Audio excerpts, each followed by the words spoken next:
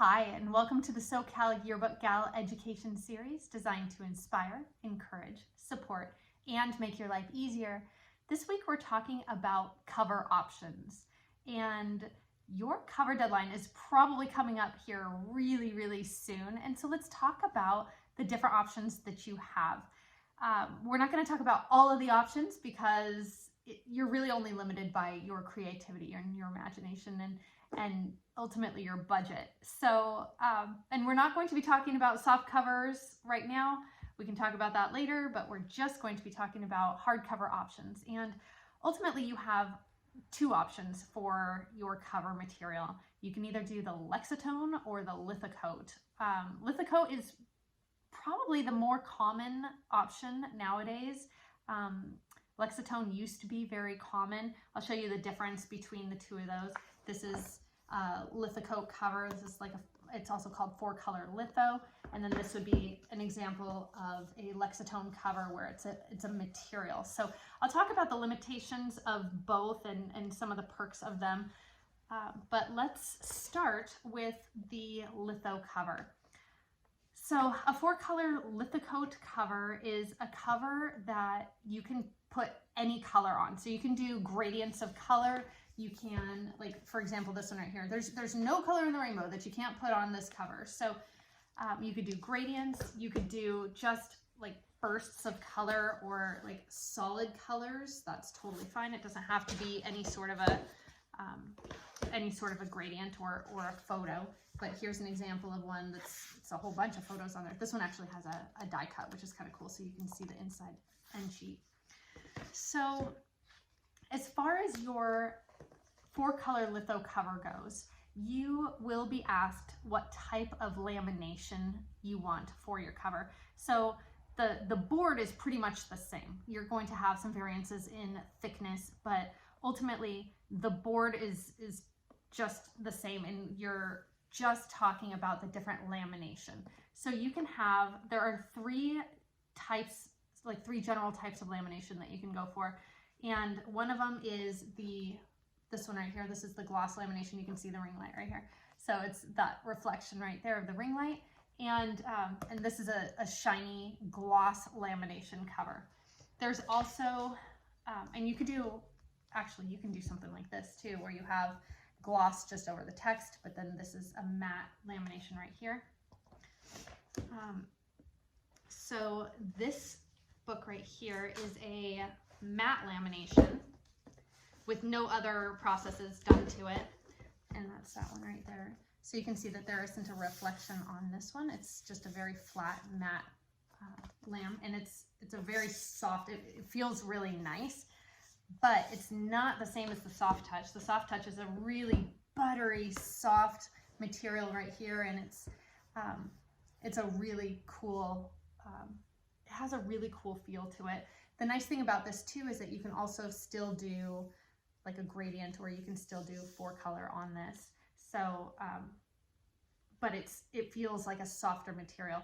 Typically when you have materials like this, or when you have unique textures, you have to go with a Lexitone cover, and we'll talk about that right now. So there are a bunch of different materials that you can use, and but there are some limitations as far as the Lexitone cover goes. So you can see this one right here. There's a texture to it. The problem with this, and I guess it's not really a problem, it's just a preference, but you really can't do a lot to it. In this case right here, it just has and I'll bring it right here. You can see that it has a UV silk screen. And so silk screen is just, it's an ink that we put onto your cover. And so it's just, I want you to think about it like a paint. And so we put this one color on it. You can't do a gradient of that color. It's just that, it's almost like putting a paint down on there. So for example, this one right here, this one is actually a 4-color litho cover, but this would be an example of something that you could do with a Lexitone cover too, but it would be less expensive to do it as a 4-color litho versus doing it as a Lexitone. So basically what you would do if they wanted to do a different material here, like a really intense linen or a texture like like a basketball or something like that, if they wanted that, then we can't print on those materials, but we can put a silk screen on those materials.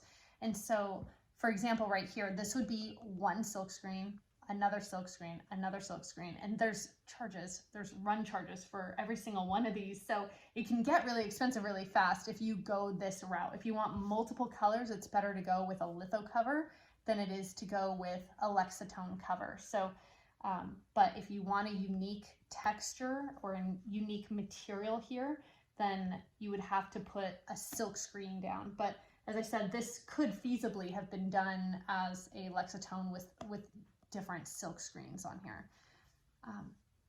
So that's basically it as far as the two different types of covers go. Now, if you want to do something fancy to it, there's all sorts of stuff that we can do. So for example, right here, the name is embossed. Emboss means pop up, and then deboss means push in. And so you can see that there's this, the word this is actually embossed. You can do something like that. This one is a really cool option over here. This school did a grain, and you could do a grain on Litho or a Lexitone, but they did a grain, like a textured, like a wood texture on this, and it's on like a matte lamination a little bit, but it just has a really cool texture, and it also has a clear UV silk screen. UV silk screen is a really great way of getting like a two-tone. It gives it, I think you get a lot of bang for your buck with a clear silk screen because it gives it some dimension. So you go from something that's kind of matte to something that's shiny right there. If you were to do a Lexitone cover, you can do other stuff too. You can put foils on it. This one right here is kind of a cool idea. They put a sticker. This is actually a sticker that was put onto the cover. And oftentimes when we do stickers on covers like this, we'll deboss, so we'll push it in, and then we'll put the sticker right in that spot right there. And this also has a foil.